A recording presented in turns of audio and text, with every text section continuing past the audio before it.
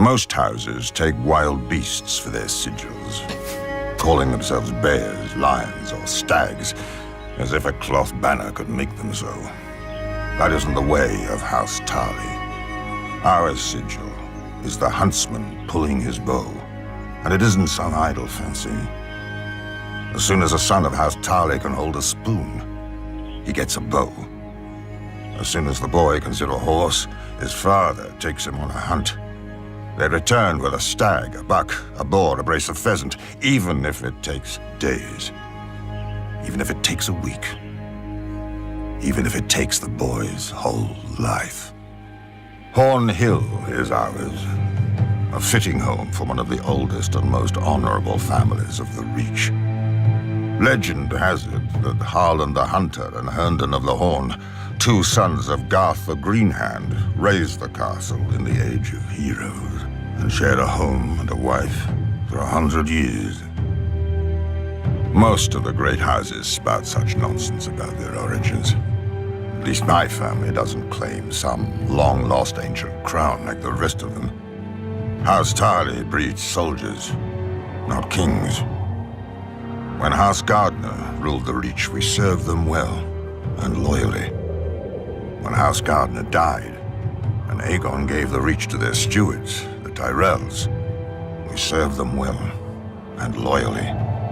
We know our place, even if the Tyrell women don't.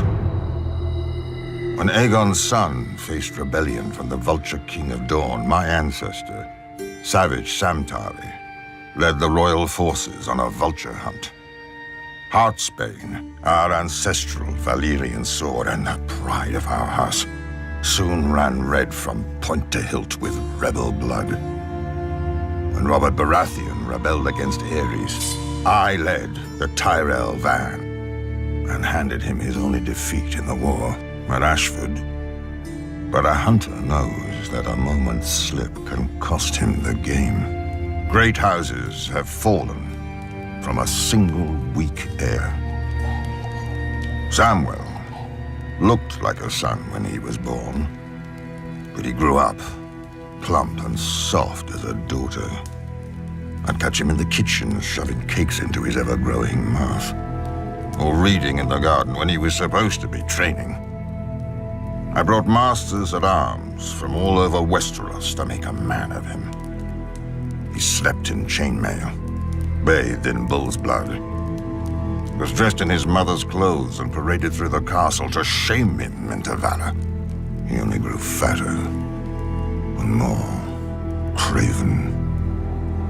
I despaired of the future of our house until my wife gave me another boy, Dickon, a real son and worthy heir. Or he would have been, if Sam wasn't squatting in his way. One morning I had Sam brought into the woods outside the castle. I told him he'd given me no cause to disown him, but Heartsbane should go to a man strong enough to wield her. And Sam wasn't worthy to touch her hilt. Either he would take the black and renounce all claim to his brother's sword and title, or I would hunt him down like the pig he was. Of course, faced with danger and exertion, he chose the coward's path and waddled north to the wall. Some may call me cruel for what I did, but I don't care. I am responsible for House Tarly, as my father was before me and his father before him. If the hunter returns with empty hands, his family starves. If the warrior carries an empty scabbard, his home burns. House Tarly has stood for thousands of years. It will not fall on my watch, no matter how many tears my family sheds.